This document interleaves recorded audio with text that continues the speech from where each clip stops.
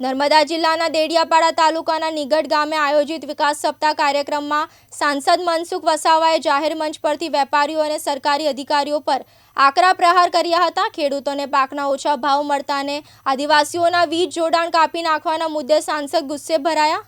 કાર્યક્રમ દરમિયાન કેટલાક ખેડૂતોએ સાંસદને રજૂઆત કરી હતી કે એપીએમસી અને વેપારીઓ દ્વારા મકાઈના પાકનો ભાવ 2100 અને જગ્યાએ 1800 થી 2000 જેટલો ઓછો આપવામાં આવી રહ્યો છે, જેના કારણે તેમને ભારે નુકસાન થઈ રહ્યું છે।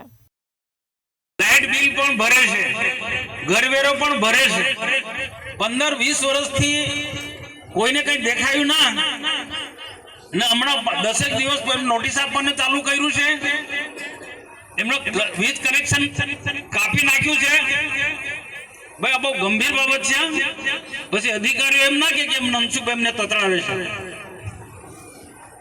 જે બી હોય તો અમારો સંપર્ક કરો ભાઈ મામલતદાર સાહેબ। આ બધું નહીં ચાલે। તમે મામલતદાર છે કે અહીંયા તાલુકાના રાજા નથી, એટલું સમજી લેજો। કોઈ ગરીબ લોકોને રંજાડવાનો એક કોઈ સંજોગોમાં ના ચલવી લે। કોઈ તો એના નિયમ પ્રમાણે ચાલે। નોટિસ આપો, વૈકલ્પિક વ્યવસ્થા કરો। વૈકલ્પિક વ્યવસ્થા કરવાની હોય કે ના કરવાની હોય? ટીડીઓ શ્રી શું કહ્યું મેં? કોઈ તોડવાનું નથી। મેડમજી એને જરા કલેક્ટરનું પણ ધ્યાન દોરજો। લોકોને રંજાડવા માટે સરકાર થોડી છે। હવે કોઈ પણ કર્મચારી માનસિકતા સરકારનો રૂલ્સ નિયમ હોય તો ધ્યાન દો, અમને કહો, તમે રસ્તો કાઢીશું। ભારતમાં વીજ કનેક્શન 15-20 વર્ષથી લોકો રહે છે, આખા દુનિયામાં રહે છે સરકારી જમીનોમાં। તમારે કોઈ પ્રોજેક્ટ લાવો છે મધ્યાહન ભોજન વાળો, એ પણ ખબર પડી। મધ્યાહન ભોજનનો પ્રોજેક્ટ લાવો છો, કેમ ભાઈ? મધ્યાહન ભોજનના સંચાલકો ક્યાં જવાના છે? અહીંયા એક જ સેન્ટરમાં બધું મધ્યાહન ભોજન અહીંયા બધું બનવાનું છે ને અહીંયાથી આખા તાલુકામાં બધું સપ્લાય કરવાના છે। પૂછો અહીંયા કોઈ પણ પ્રોજેક્ટ લાવતા પહેલા અહીંના સ્થાનિક આગેવાનોને પૂછો, તાલુકા પ્રમુખને નથી પૂછ્યું, અહીંયા અમને પદાધિકારીને કોઈને પૂછ્યું નથી। કલેક્ટરને પણ કહી દો કે કોઈ પણ પ્રોજેક્ટ અહીંયા લાવતા પહેલા અમારી સાથે પરામર્શ કરે। કલેક્ટર કઈ એનો રાજા નથી ભાઈ।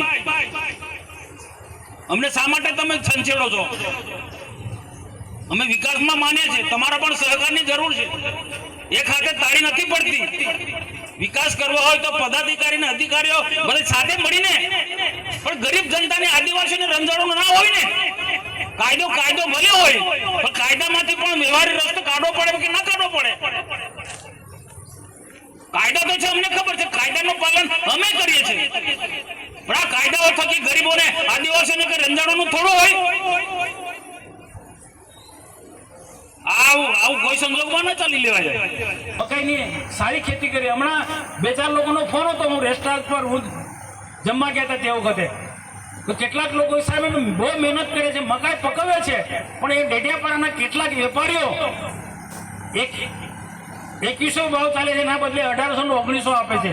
ભાઈ મામલતદાર સાહેબ, ટીડીઓ સાહેબ, આના સાથે જે અધિકારી જોડે કહી દો, એવા વેપારીઓને કાં તો કેસ કરો, ચાલો અહીંયા આદિવાસીને છેતરવા આવ્યા છે, એ તો બંધ કરી દેવું પડે ભાઈ। અને આપણા લોકોને પણ કહીએ છીએ અમે, ક્વોલિટી સારી આપો, ક્વોલિટી સારી આપો।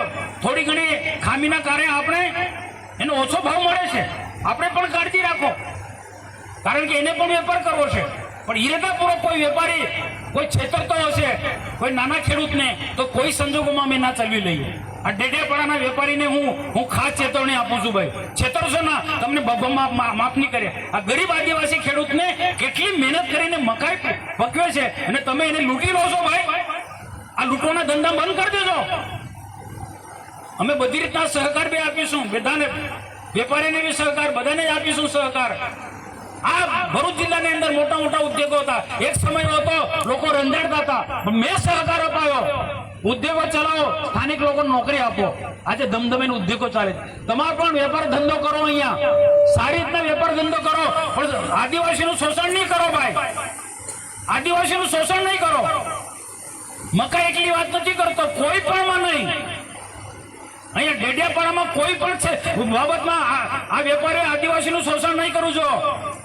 નહીં તો શું છે, આદિવાસી જ્યારે ફંટાશે ને તો અહીંયા તમારા ટગરા થી માંડીને બિસ્તરા પોટલા ઉઠીને નાહવો પડશે. હું કહેવાય ટગારા બિસ્તરા પર ટગારા ત્રાસો, હું એવું નથી માનતો. નાના ખેડૂતોનું શોષણ કરે છે એ કોઈ સંજોગોમાં અમે ના ચાલી લઈએ. ને શંકરભાઈ બધા આપણે બધાએ જ આપણે ટીમ પણ બનાવો સાહેબ. એ જો તંત્ર હોય એના માટે એને સાવધાન કરો, સાવધાન. અને 2 દિવસમાં મને રિપોર્ટ મળવો જોઈએ કે જે શોષણ થતું હતું એ અટકી ગયું છે. નહીં તો પછી હું જાતે નીકળીશ. ને જાતે હું નીકળીને બધાને અઘરું પડી જશે. દીપક જગતાપ સાથે જીતુ રાણા, દિવ્યાંગ ન્યૂઝ, રાજપીપળા, નર્મદા.